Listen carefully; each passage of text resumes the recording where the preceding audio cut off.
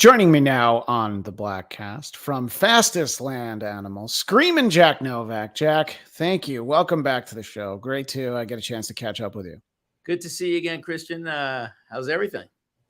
Everything's great. I I just moved, so I found a corner where I'm not. There's not towers of boxes right behind me, but Wow. They happy say to. that the most stressful things in order are the third most stressful thing is like horrible disease or death, Sure. either you or your family. The second most stressful thing is divorce. And the first most stressful thing that a human can go through, supposedly, is moving. So, Yeah, my heart and goes out to you. I moved cross country from New York 20 years ago. Within the last week, I moved 1 mile from one corner of Burbank to another. Wow. And it was no less excruciating moving 1 mile. I mean, In a way, it was worse because it was like, oh, I can just take a lot of trips myself back and forth. I don't need to use the movers for everything. But so I appreciate you giving me an opportunity to stop unpacking the boxes in the new house. my pleasure. And Fastest Land Animal, you guys have your second album, East Coast, West Coast, in between. And there's a great song that's out. I know that there's a lyric video for it, for Close to You. Let's kind of touch base a little bit on we talked to you guys a couple of times for the release of the first album, and I think that was 2021. Correct me if I'm wrong, but let us know how the reaction was, and how getting out there and promoting the first album went for you guys. Well, the first album was we did that right. We started recording right at the beginning of pandemic. Right. We were all trapped in our houses. We certainly couldn't tour. There was no touring. There was no gigs. There was no nothing. Right. And I had a bunch of songs, and I had an idea for a band that's a little different from my prior band with some of these guys, not all the guys from the prior band, but a few of them. And the idea was do something that's every song's at least 150 beats per minute. So every song's fast and it's a little more punky. Our last project, The Cringe, was a little more like sort of classic rock meets grunge. There's going to be a little more pop punky. And how are we going to record this? We all are fortunate enough that we have our own home recording studios, and we figured out through the magic of the internet and things like you and I are doing right now that we could record separately and then glue it all together at the end. We even worked with our producer that we've been working with for years now, Don Gilmore. And I was in New York. Shark, our bass player, our drummer, was in Houston, Texas. Alphonse, our bass and guitarist, was in Arizona, and Don, our producer, was in California. But we managed to all work together. It was really efficient, and did that first album. Then we couldn't tour. We released it, I guess, early 21. And then finally, the world started opening up again. And we actually went on the road and started touring, it was great to be back. And we had a lot of fun. And I had more songs still. So we ended up wrapping the tour temporarily. We all went back to our home studios. We just the same exact process. We recorded it remotely, glued it all together at the end. And because we're all over the country, that was hence the name East Coast, West Coast, in between. And we ended up touring off of that album as well. And in fact, we're going back out in a couple of months at the beginning of April in support of the album, which it's out now everywhere you consume music. Right, exactly. And I think there's one lyric video, but correct me if maybe there's a couple. But and then videos from the prior album, you can find all of it at fastestlandanimal.com. We actually have a few. Oh, sorry, fastestlandanimal.band. I actually remember that from an earlier conversation. I just checked myself. It makes so much sense that, but people are so used to saying .com. And I'm sorry, what were you going to say? No, say we actually have a few music lyric videos out now from the second album, from East Coast, West Coast, in between. Believe we have one out for Out of Range, one out for Cowboys in Nashville. I believe there's definitely one out for Next to You. Yeah. which is a cover, Police cover, and then one out. And that's the first time we've ever recorded a cover. And one out just came out for Run and Hide.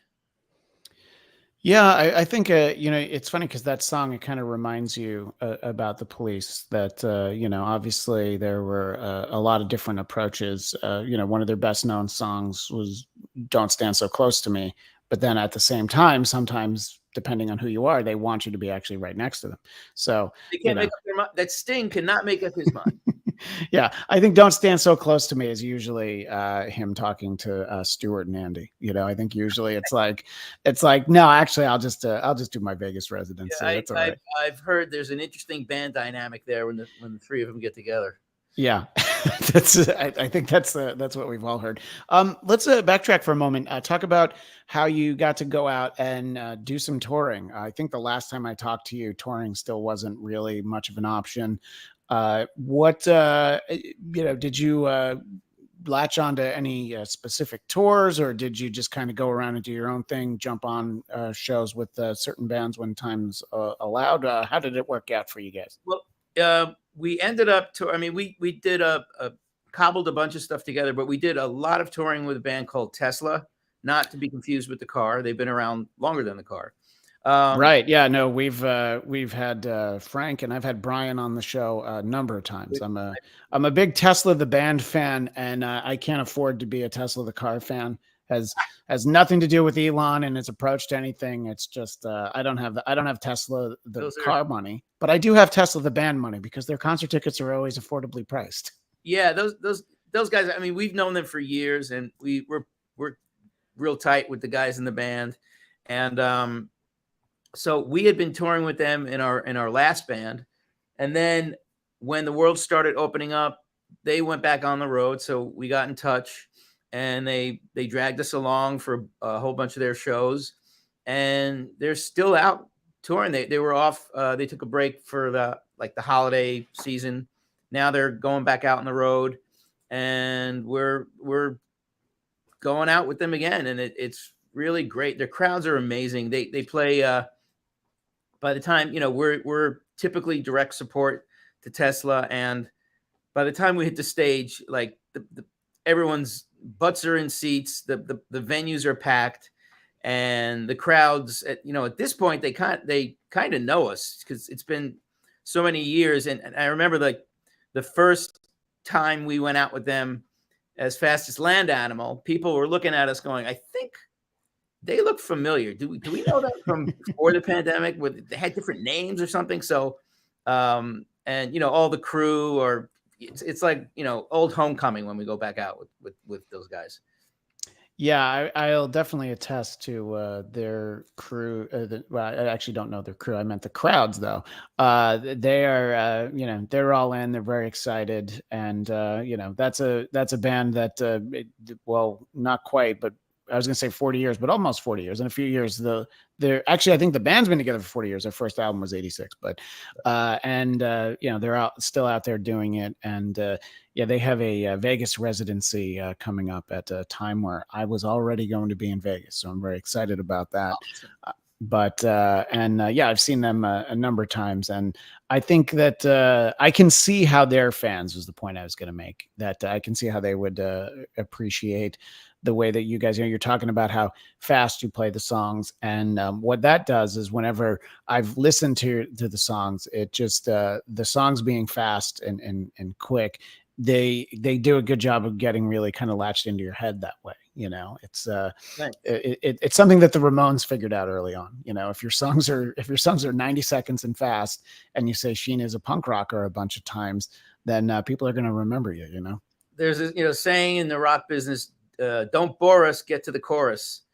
So there's something to be said for, and you hit it nail on the head with the Ramones. Like there's something to be said for writing deceptively simple music. At least it sounds simple, but that's really hard to write a song that you immediately the hook, both lyrically and musically, connects with you, and you can't get it out of your head. And you just want to sing along every time you hear it, and then when it's over, you're still singing it, even in your mind. So the Ramones, of course, were masters at that. The Yeah. Beatles, maybe, they almost, I don't want to say they invented it, but they are in a league of their own when it comes to writing amazingly crafted pop Yeah, songs. especially things like the earliest Beatles songs, like "I Want to Hold Your Hand" and stuff. If you bring up the lyrics for those songs, you're like, oh yeah, it's actually mostly chorus. There's Yeah. little bits of verse. It's like I saw her standing there. It's Paul, you get I've heard Paul McCartney say in interviews that like he was asked, "Or what did you do in the early days? Did you have like a tape machine next to your bed or next to your piano so that if a melody or hook came out, you would be able to record it and not lose it?" And he said, if I don't need to record it. If I lost it, then it wasn't that good to begin with. And if it was that good to begin with, then I'll just remember it anyway. right. Yeah, I mean it's a great point. You got to figure when you're Paul McCartney, you have to think about, oh, what are the songs that he's forgotten? That he's like, oh, there was something in my head last night. That must not have been good enough. Probably had he remembered it, he could have had somebody else record it and had it go triple platinum or whatever. But I think I think a lot of people appreciate that from music. Sure, like even a band like Guns N' Roses, they have a couple of 10-minute songs, but when people think of Guns N' Roses, they think of the songs on Appetite for Destruction, which are, of course, fast and catchy. That And, when you play 4-hour concerts like Bruce Springsteen and Guns N' Roses, you need some of those longer songs. But I think it's great. And I'm glad that so the new album is out. And like you said, it's available everywhere.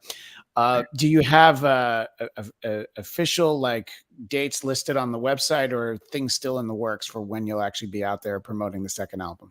I know all the dates. They're up here. We're not announcing them quite yet, Okay. just because some other things are being put in place and other bands are going to be on the bill. But let's just say April is when we will pack it up, pack our suitcases, kiss our families goodbye, and go out. Right. Well, that's good. One of the things you were talking about Tesla being direct support, I think it can be a little bit of a challenge. I last summer I went to what they called the stadium tour, where Motley Crue and Def Leppard headlined, and then you also had Poison, you also had Joan Jett. But the very beginning was a great up and coming band called Classless Act. But in some of the cities, they were going on at like 3:30, and the venue actually wasn't open yet. So like people were like, listening to them, from like the security lines outside and things like that. So it's but of course that's a huge arena stadium. I mean, stadium tour. It's called the stadium tour. Yeah. But when you can know that people are like, okay, they're already here. And I think it's good. I mean, for all the times that I've seen a band where I'm checking my watch and I'm like, I can't wait till the real band comes on. There's nothing that feels better than like, oh, who's this? They really, got my attention, Yeah, this happened to me years and years ago. I went to go see at the Vassar College gymnasium in Poughkeepsie, New York. I went to see a band called the Specials. And sure, I know the Specials. Yeah. Yeah, and we got there early, and the venue, I mean, the gym was pretty much, maybe 30% full, but there was not a lot of people there. And the people that were there were just talking and not paying attention to the band that was the warm-up act that night. And I was watching this band and I'm like, holy bleep, this band, I've never heard a band. I've never seen something like this. They're special. Who are these guys? And I recognized one of their songs because I'd heard it on college radio at the time. It was called Radio Free Europe. And that band, of course, was REM. And wow. that, and then they became REM, but they were not playing to a capacity crowd. A lot of those people weren't paying attention, but they had something special, and they just, you knew that they were going to be huge. It just was undeniable. Yeah, no, I think that there are definitely those bands. I've usually been right about that. The one that I saw, the Black Crowes on their first tour, they opened for Aerosmith, and I don't think they had their whole thing sort of worked out yet. And because I saw them again years later, and of course they were amazing. But I just remember kind of like, what's their deal? Like, we're already here to see Steven Tyler. Why does this guy kind of try to move like him versus Mick Jagger? But usually, that's my example of a bad one of these. But usually, when you see somebody and they really catch your attention, I mean, I think that's the goal. That's why you go out with an established band. I'm sorry, Chris. I have to correct myself now that my brain is ticking and talking really slowly. It was not the specials; it was the English Beat that they. Okay. Supporting. Yeah, so Mirror in the Bathroom, not Message to You, Rudy. So yeah. Exactly. By the way, I went to Marist College in Poughkeepsie, so I did once go to a show at the Vassar gym, and I saw Fugazi for like $4, and this was in like the mid '90s. So like they were, there. So it was one of those like, oh yeah, I'd check them out. And also, as a complete aside, I saw Chris Rock at Vassar. And the biggest venue they had, I guess, was their chapel. And he was in the middle of a very Chris Rock style act. And he's like, wait a minute, I'm in a fucking church. It's just like, and everybody starts to laugh. And he's like, yeah, you're not the one saying this. So I was lucky enough in Poughkeepsie as well, the Mid Hudson Civic Center. It was general admission. So I pushed myself way up front for the Stop Making Sense Talking Heads tour. Oh, wow. And, I guess it was 84, 85. Yeah. And I remember I was going to go with a whole bunch of friends, a bunch of buddies of mine. And at the last minute, everyone bailed. And I had my GA ticket. I said, screw it, I'm going to go. And I went, and being alone at a show, actually, it gave me more mobility. So I could, just weasel my way right up front. And I saw the show. And as probably a lot of your listeners are aware of it, that was this epic, historic tour that ended up being a movie directed by Jonathan Demme. Jonathan Demme. Yeah. And about 6 months later, the movie came out, and I went to see it, and it was getting these rave reviews. It's the greatest concert film ever made, and oh my God, it's going to blow you away. And yes, in retrospect, it is a fantastic concert film, one of the best ever made. But back then, I just seen the concert live, right up front. So I went to the movies, and I'm like, this isn't as good as right. as But that's because I just saw the actual thing. So unfair comparison.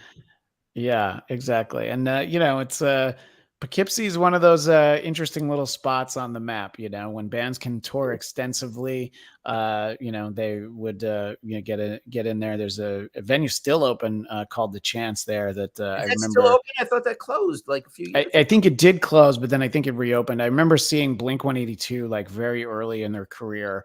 And now, they reunite and they play stadiums, and, tickets are like, $500 to $1,000. But I think that's another one that I spent like $5 for. I played The Chance a couple of times, and I saw Robert Cray there back in the 90s and the 80s, I think. But that's a great venue, but I thought it had closed. That's great that it's hanging. Well, it's been a few years since I've been there, but I know within the last 5 years, I knew somebody that went there, but it could have closed since then, but up until recently. And, look, I think that it's interesting, because obviously somewhere like Poughkeepsie, it's basically right between New York and Albany. There's a lot of like big shows you can go to, but when somebody is in the town, it's closer to you, especially when I was there in college. I'm like, oh yeah, I'll go, certainly go see Fugazi for $5. You know what I mean? So it's, but what are some places that obviously with Fastest Land Animal or in general, do you find that when you go and do a show in maybe a place that's a little bit more out of the way, our audiences just get a little bit more amped up because maybe not as many bands come there, I mean, we love playing everywhere, but sometimes when you're playing in like New York City or LA, people are inundated with concerts and opportunities and bands, and so you really got to swing for the fences to snap people out of their sort of they're very hip and they're very sophisticated, and they've seen it all, and they're sort of jaded in a way. but New York's my hometown, so I love playing there, and I've spent a lot of time in LA, did a lot of recording there, and there's just so many great venues there. But I love playing like the Midwest and the Rust Belt. Love playing in Texas, but you go into a city like, I don't know, like Toledo, um, or or where else, or even Detroit, which is a bigger city, and the people are just so nice. They're so welcoming, and those cities really have a lot to offer. That if you're spending most of your time on the coast, you don't get to experience the great restaurants and the great art galleries and the great music stores that these. St. Louis is another great town that we love playing in. So yeah, I mean that's part of the fun of touring, is that you get to travel, you get to go to places that you wouldn't normally go to, and you get to have these experiences and meet these people. Yeah, I think that I've talked to musicians and you'll talk to comedians, and sometimes it's you'll be like, oh, how was such and such a city? It's like, well, the the Four Seasons that I was in right up until showtime was great, just like the Four Seasons in the last city. So when you actually get out and you get to go and actually check out the city, I think it can kind of help you kind of get a vibe for what the crowds are going to be like too. And I think it's probably interesting, when more with baseball players, because they'll play so many games when they travel. When you get like that off day in a city, and you're like, oh, don't Yeah, have to go to the park. that's another thing that typically you'll spend most of your time either traveling or in a hotel room, and then sound check, and then you eat dinner. Cake you usually eat in the venue, and then you play your gig, and then then you're kind of tired. You got to either leave right away or go to sleep and leave early in the morning. So you definitely don't get to see as much of these places as you'd like to. But we've played a place like another city just springs to mind, Cleveland. Been there a bunch of times with the band, and they have this really cool thing where if you are a touring band, you can get free admission to the Rock and Roll Hall of Fame, which is Oh wow. great. I don't know if they still do that, or if they're going to be mad at me now. They're going to have bands banging on their doors saying, "Let us in for free." But last couple of times we were there, that was the deal. And again, Cleveland's one of these towns that, and there's a lot of great cities in Ohio alone. Columbus, Cincinnati. So, but like you said, you're not on vacation. You can't really hang there unless you have a day off or something like that, which try and bake that in a little bit to the travel plan. Right. Yeah. You want to be able to, slow it down and not, especially if you're doing one of those extensive tours where you got to get on the bus, because, it's like, well, we have to be like, 17 hours from here by within 24 hours. So, right. Drive from Edmonton to Vancouver, and it's an 18-hour drive, and the show's, a day and a half. Yeah. So I'm glad to hear that you were able to get out on the road and get some of this music out there, and that people responded well to it. What would people tend to say to you? If they ran into you after your set, sniffing around the merch table, if they ran into you, what do you think consistently? People just, hey, we like the songs. Is it that simple? Yeah. Hey, you guys are great. Where are you from? Yeah.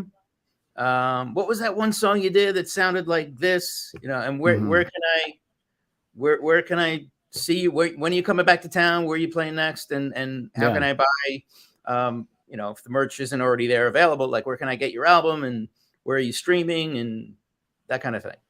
Yeah, well, and then that's the good thing when the answer is everywhere. It's not like, oh, you have to get this one app that you've never heard of, and right. Appropriately enough, the new album being called East Coast, West Coast, in between. We're talking about sort of covering that kind of ground, and I'm glad to hear that there's big tour plans afoot. So you said that really what happened for the second album is that there were just plenty more songs.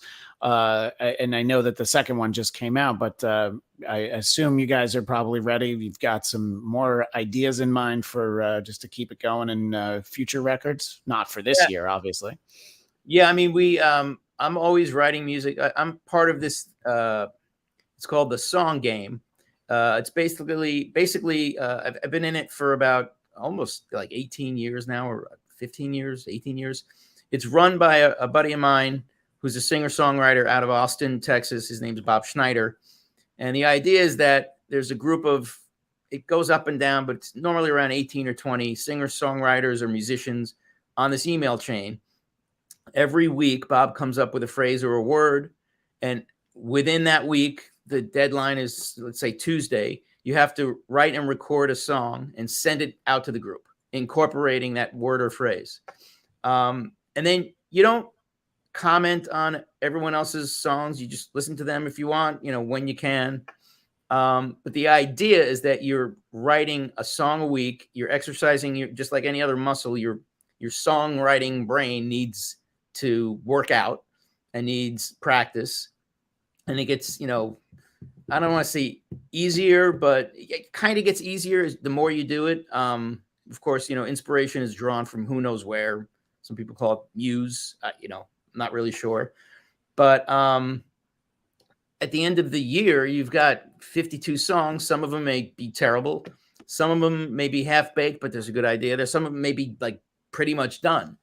So that in and of itself forces me to write songs. And I can write, in my mind, I can say, okay, I'm going to write a song this week that's going to be fast. It's going to be perfect for Fastest Land Animal. So that's what I'm focusing on.